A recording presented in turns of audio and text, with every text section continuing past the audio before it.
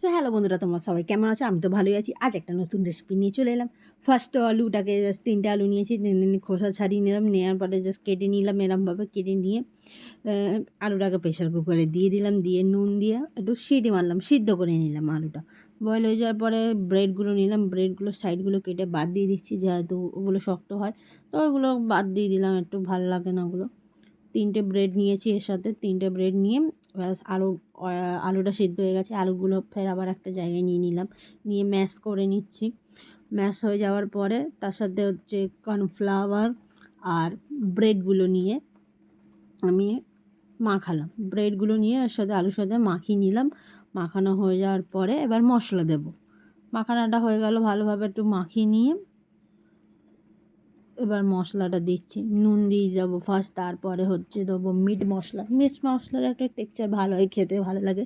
Meet মশলা মানে ধনে গুঁড়ো, জিরে গুঁড়ো আর জাস্ট গুঁড়ো লঙ্কা দিয়ে দিলাম, একটু ঝাল হালকা, নাহলে ভাল লাগবে না খেতে।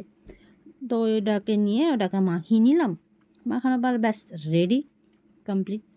এবার এর সাথে একটু সাদা তেল দিয়ে ব্যাস ওটাকে লেচি বানাবো, যেরকম রুটি ময়দা ময়দা মাখলে লেচি বানাই, ওরকমই লেচির মতো সরু সরু করে করব। করার পরে আবার একটা ছুরি নেবো। ছুরিটা নিয়ে ছুরির সাথে কেটে নিলাম একটা সাইজ ভেবে অনুযায়ী। নিয়ে চৌকো চৌকো একটা বক্সের মতো চৌকো চৌকো করলাম, করে একটা শেপ নিয়ে নেবো। একটা শেপ নিয়ে ব্যাস রেডি, কমপ্লিট পুরো আমার। এবার জাস্ট কড়া বসালাম, কড়া বসিয়ে তেলটা দিয়ে দিলাম, গরম হলো। গরম হতে এবার সব কটা আস্তে আস্তে ছেড়ে দিলাম তেলেতে।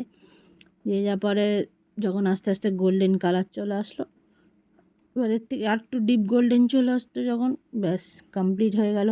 তারপর থালাতে তুলে নিলাম, ওই জায়গায় নিয়ে ব্যাস রেডি।